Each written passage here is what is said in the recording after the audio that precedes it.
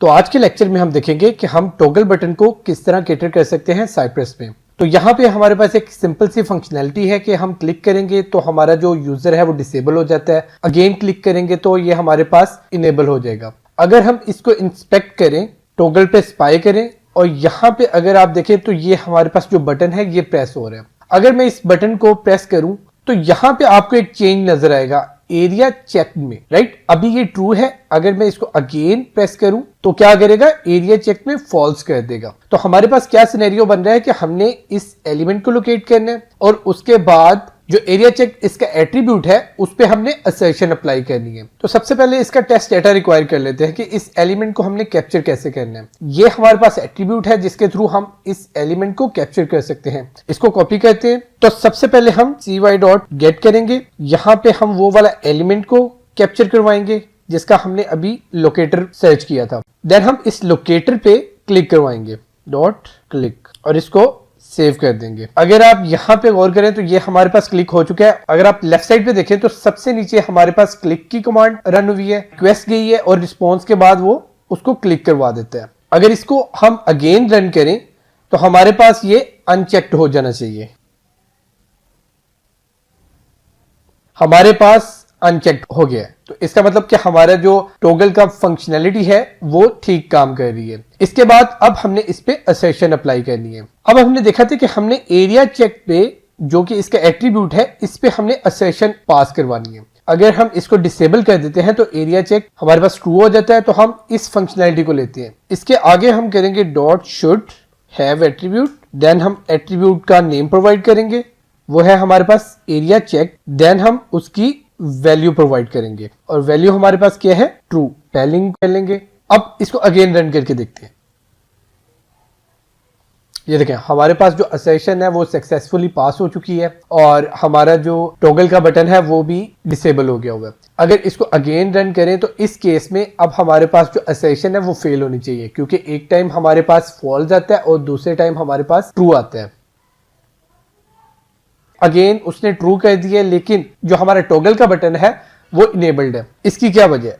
अगर हम again website पे मूव करें और अगर आप इसको दोबारा क्लिक करें तो आप देखेंगे कि यहाँ पे कुछ लैग है और कुछ टाइम है। अगर आप इसको क्लिक करेंगे तो वो फौरन से उसको ट्रू या फॉल्स नहीं करता, वो कुछ टाइम लेते हैं, उसके बाद उसको जाके ट्रू या फॉल्स करते हैं।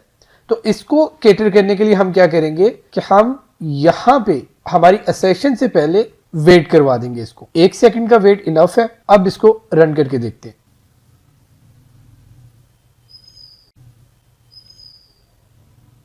जो हमारा टेस्ट केस है वो पास हो गया है। अगेन इसको दोबारा करें तो अब ये फेल हो जाना चाहिए।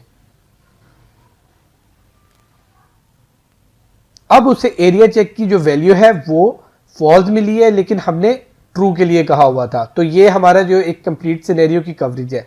लेकिन व्हाट इफ के हमारे पास कुछ सिनेरियोज होते हैं कि अगर ये डिसेबल हो तो तब हमें इंफॉर्मेशन शो करवाए, या फिर अगर इनेबल हो तो उसके बाद हमें एक फॉर्म शो हो। उस केस में हमें इफ की कंडीशंस यूज करनी पड़ेंगी। हम इसको मजीद इंस्पेक्ट करें। अगर मैं नेटवर्क कॉल में जाऊं, इसको डिसेबल करें। अब यहाँ पे हमारे पास स्टेटस में डिसेबल्ड आ रहा है, तो हम इस डिसेबल्ड की बेस पे इस पे कंडीशनिंग लगा सकते हैं। तो इसके लिए हमें इंटरसेप्ट का मेथड यूज करना पड़ेगा। अगर आपने इंटरसेप्ट पे वीडियो नहीं देखी तो आप सेक्शन नंबर 22 और 22B देखें, वहां पे मैंने डिटेल में इंटरसेप्ट को एक्सप्लेन किया है।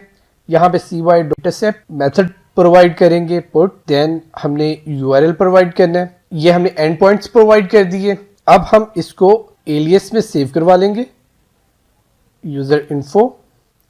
अब हम क्या करेंगे, इसी को हम करवा लेंगे वेट, cy.wait करवाएंगे। यहाँ पे हम एलियस में यूज करेंगे यूजर इन्फो को।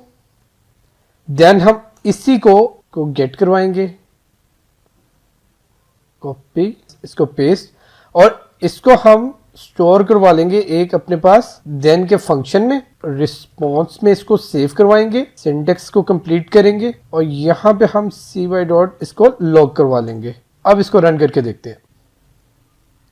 हमारे पास उसने क्या किया है कि उसने इसको क्लिक करवाया और इसके बाद जो हमने URL प्रोवाइड किया था उसको इंटरसेप्ट करवाया, लिसन करवाया और उसका जो डेटा था वो उसने यहाँ पे लॉग करवा दिया है। अगर आप यहाँ पे इंस्पेक्ट करें, यहाँ पे इस पे क्लिक करें तो ये आपके पास सारी इंफॉर्मेशन आ गई कि जो आपके पास आपने रिक्वेस्ट भेजी थी और उसके अगेंस्ट हमें रिस्पॉन्स में क्या क्या चीज आई है। तो इसमें से हम चीजें जो है वो पिक आउट कर सकते हैं, जैसे कि हमें स्टेटस चाहिए, स्टेटस की बेस पे हमने हमारी कंडीशनिंग लगानी है, तो हम स्टेटस का अगर हम प्रॉपर्टी पाथ ले लें और इसको अपने पास डॉट कैप्चर कर लें। अगेन इसको सेव करके देखते हैं। तो ये देखें लेफ्ट साइड पे आपको डिसेबल्ड नजर आ रहा है। तो उसने क्या किया कि जो हमने स्टेटस को कैप्चर करवाना था वो हमारे पास कैप्चर करके ले आया। अब इस कंडीशन की हमें जरूरत नहीं है, तो हम क्या करेंगे, यहां से हमारा टेस्ट केस स्टार्ट होगा। यहां पे हम कंडीशनिंग लगाएंगे, इफ जो हमारा स्टेटस है वो इक्वल टू है डिसेबल्ड, तो आप क्या करो, आप इस एलिमेंट दो एंड यहां पे आप प्रिंट करवा दो यूजर इज इनेबल नाउ।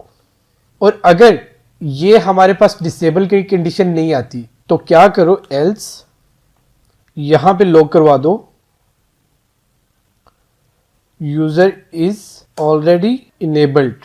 तो ये हमारे पास एक सिनेरियो बन गया है कि क्या हो रहा है कि हम इंटरसेप्ट कर रहे हैं और हम उसको कमांड दे रहे हैं कि अगर आपके पास स्टेटस में डिसेबल्ड का वर्ड आता है तो आप उस यूजर पे क्लिक करके उसे इनेबल कर दो, और अगर वो ऑलरेडी इनेबल्ड है तो आप इसको स्किप करो और एल्स पार्ट में जाके आप देखो कि वो ऑलरेडी इनेबल्ड है और इसको प्रिंट करवा दो। इसको सेव करके देख लेते हैं।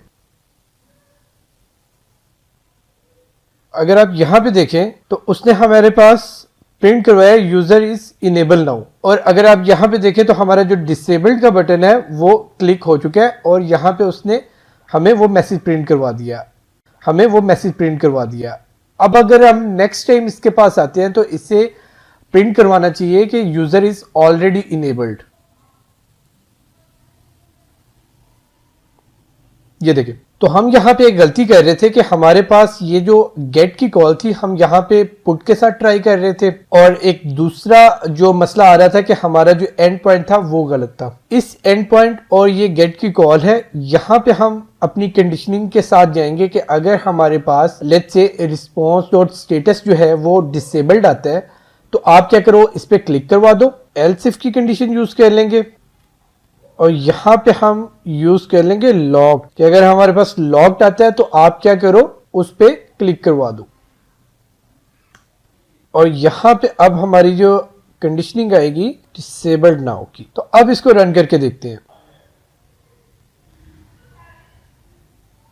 ये देखिए हमारे पास आ गया यूजर इज डिसेबल्ड नाउ, और यहां पे हमारे पास जो बटन के वो क्लिक नजर आ रहा है। अगेन इसी को रन करें तो अब ये इसको इनेबल कर देना चाहिए।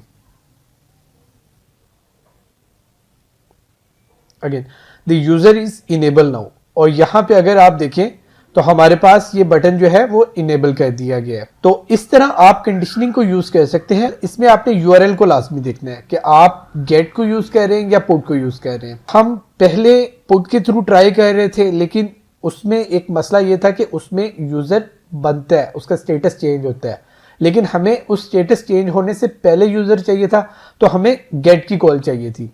जब हमने हमारी कॉल को फिक्स किया है उसके बाद जो हमारी कंडीशंस है वो परफेक्टली काम कर रही हैं। तो इस तरह आप कंडीशनिंग के थ्रू टॉगल बटन्स को भी हैंडल कर सकते हैं।